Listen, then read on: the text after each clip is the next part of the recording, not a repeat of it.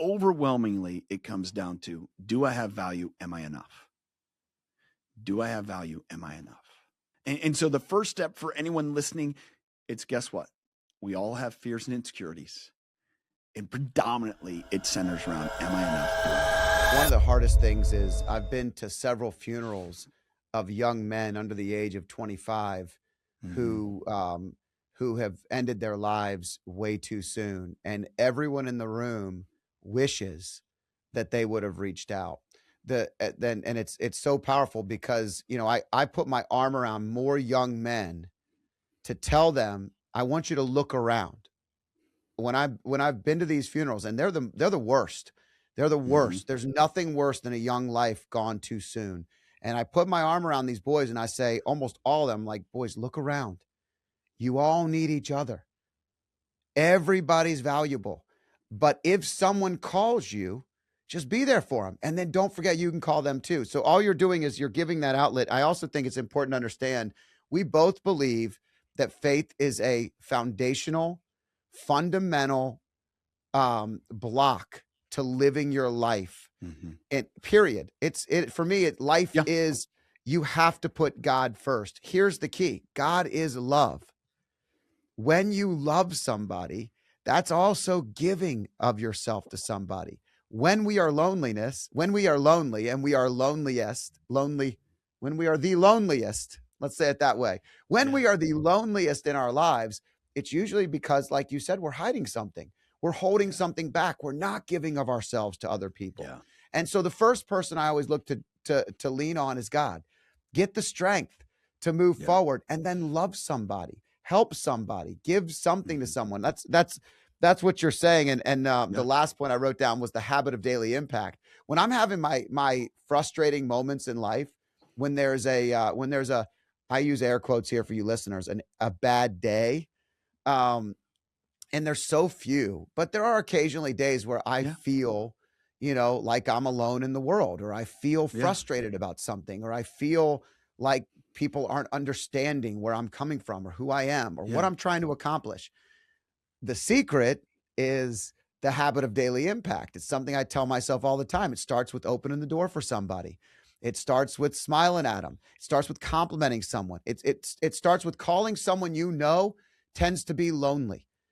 It starts with this morning on the beach, walking on the beach, and this older man sees our dog. Our dog goes to the bathroom like right in front of him. And so I stop and to flag my wife down, who's coming with the bag on the sand. And the older gentleman stops. And I know that this is going to be a semi-long conversation. I just can tell. And he's super kind. His energy's good. And he's like, I sure wish I had the energy of that dog. And I said, I had a very limited time to walk on the beach this morning and to get my workout in and everything. And I felt myself starting to go there. And instead I was like, you know what? Let's just ask him a question. I looked at his hat. He was wearing a Sprinter van hat. I said, do you drive a Sprinter? You have a van? He goes, oh man, I ran it into the ground a year ago, and I was coming too fast on a turn. He tells me all about it. 10-minute conversation. Great man. Loneliness was something I guarantee you he was feeling when he began that walk on the beach. He was not feeling it when my wife and I walked away from him. And and I want to make sure we are able to give of ourselves, because we'll be that same person walking on the beach and needing that level of attention. Here's what's interesting as you describe that. And I can understand that personality of like, I got a workout to get to. I got this, right? And you mentioned your friend earlier who, his wife said, not empathetic. That was a practice of empathy, because all of a sudden, instead of you focusing so much on, I have to get my workout, the reality is, and I know this, we can talk about this, is 10 minutes less in your workout, but that 10-minute conversation did way more for you as a person, mind, body, and soul than if you would have done an extra 10 minutes of whatever exercise. 100%.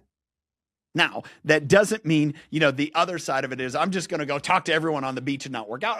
Okay, come on. There's a plus and minus. You have to, there is an element doing the work, but it's also understanding one of the greatest things that we can do in our life, and it's hard, and I gotta challenge myself at times to, and my wife will bring this up sometimes. Tyler, you'll walk in the house, someone's here, and you'll go about your thing, and you'll just kind of ignore that they're there. And I'm like, oh, because I want to get this done so I can come visit. It's like, nope, make them the priority.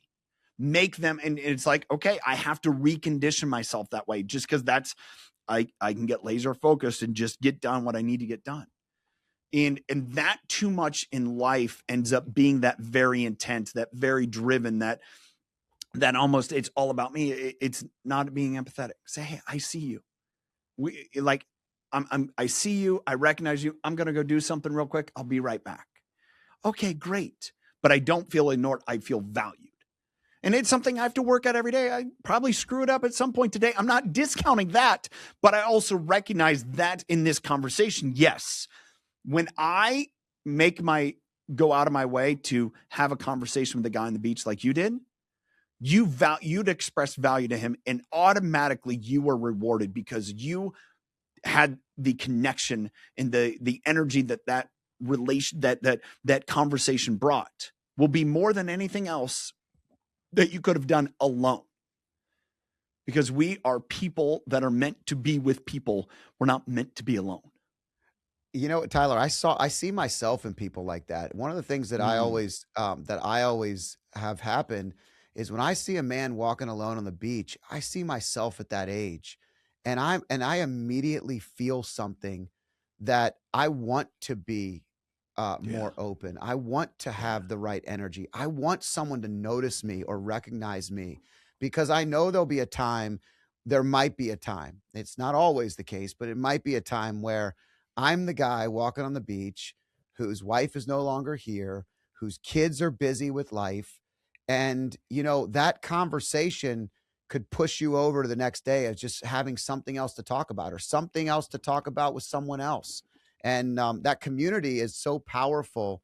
It's also, you also mentioned something that I think is really important. And that is, sounds to me like you hit the wife lottery, sort of like I know I did.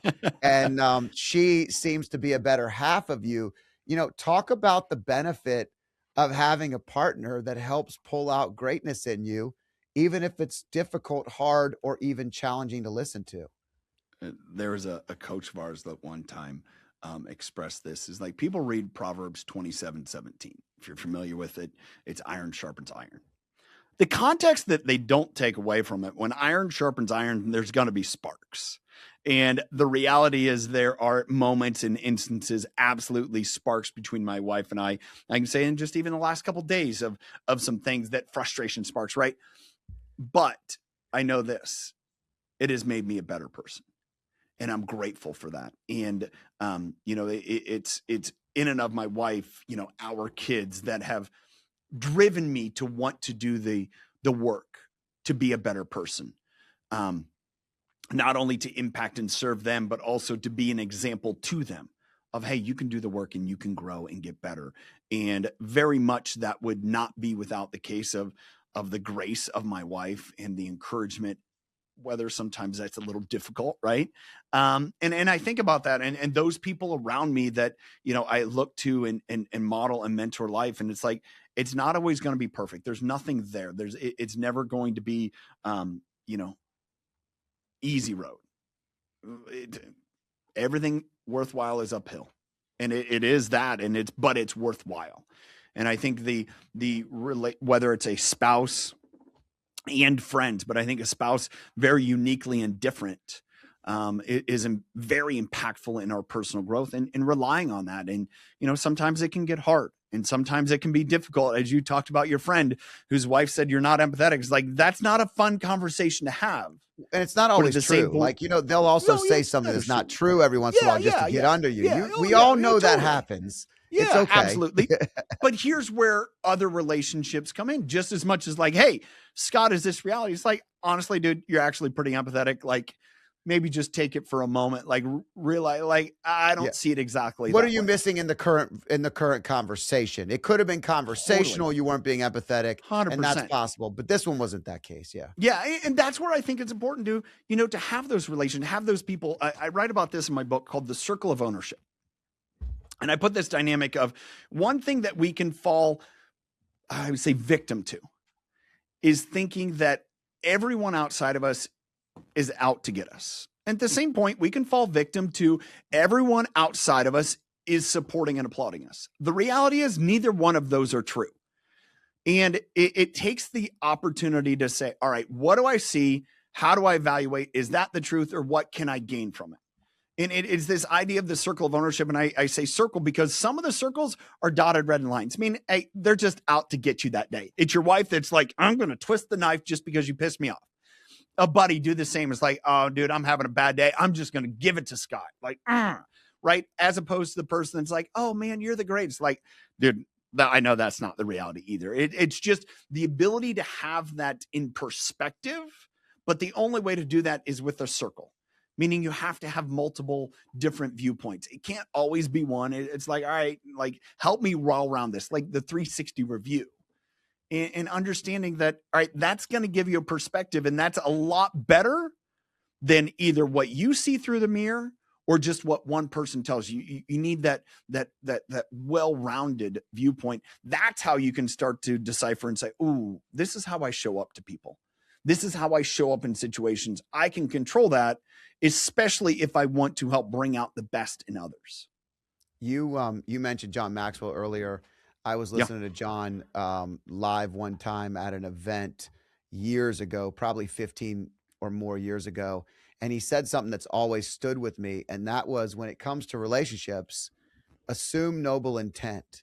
Yeah. And assuming noble intent is something I tell myself all the time. So when someone says something that I may take one way, if I just say, assume noble intent, assume that they meant that in a good way.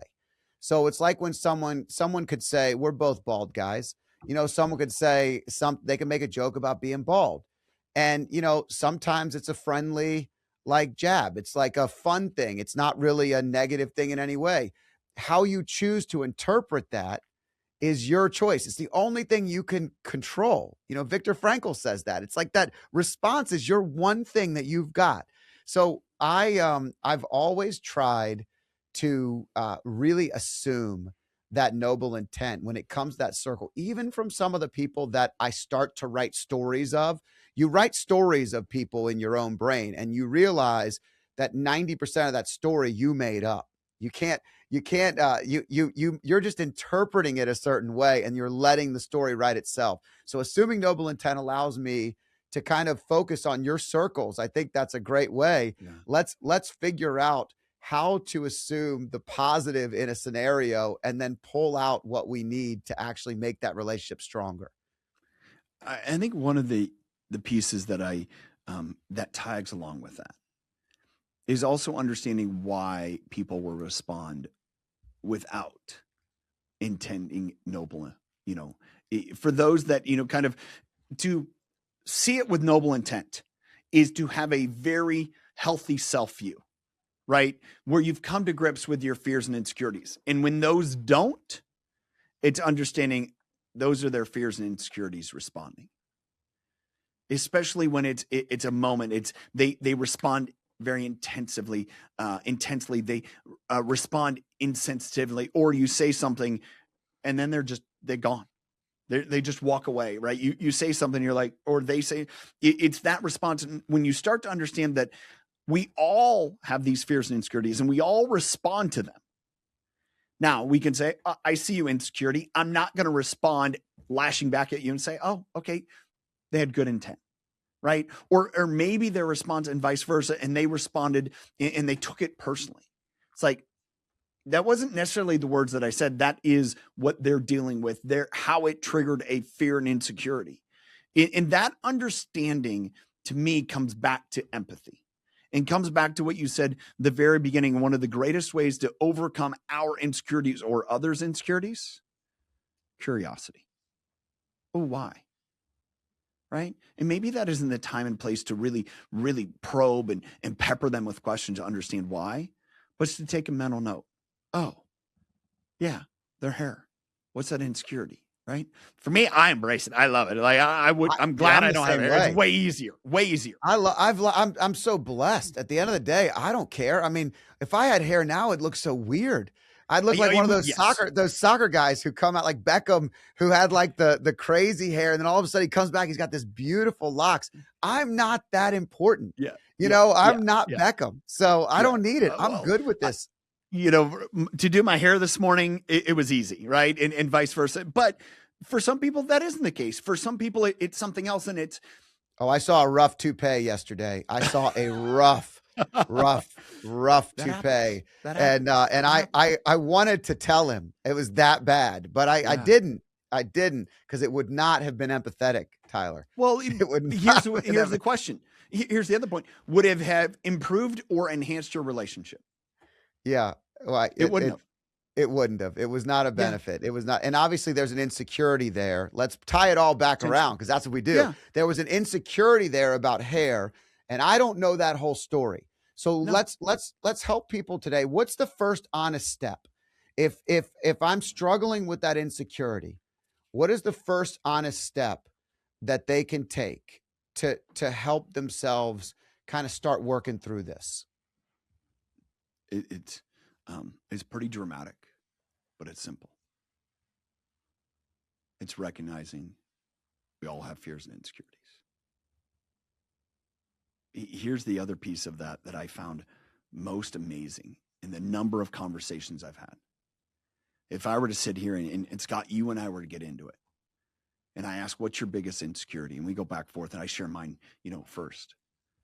Overwhelmingly, and maybe those listening in, it'd be different. If it's different, please send me a message. I'd love to know. But overwhelmingly, it comes down to, do I have value? Am I enough? Do I have value? Am I enough? And so the first step for anyone listening, it's, guess what? We all have fears and insecurities. And predominantly, it centers around, am I enough? Do I have value? Am I enough? And so simply going there and understanding that, one, to me, makes us feel like, oh, I'm not alone.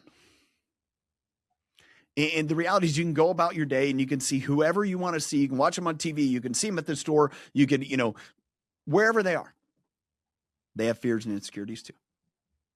And realizing, one, how our fears and insecurities show up, those walls, the response to it, impacts our relationships, and vice versa. However, their fears and insecurities show up will impact the relationship we have with them. And when you can start to recognize and see that, take that first step, we all have fears and insecurities. And then when you start processing, like, oh, here's all the walls, here's how they show up, and vice versa, and you can start to own it, all of a sudden the world starts to look a whole lot different. Doesn't mean it's easy. Doesn't mean the process is simple. It means a process of recognizing, but it is, first and foremost, we all have them. We all, everyone living and breathing in this world and earth that has ever been, has had fears and insecurities, because it is a human condition. And simply going there, and all of a sudden now, oh, I'm not alone. I can start to work through this. That's a great first honest step. At the end of the day, you are right where you're supposed to be. Wherever that is, wherever you're listening to this, you are right where you're supposed to be. And taking that first step and creating that pathway is a great way. So YouTube has this cool feature where they pick the next video for you, and it's right here on this screen. So I hope you enjoy this next video.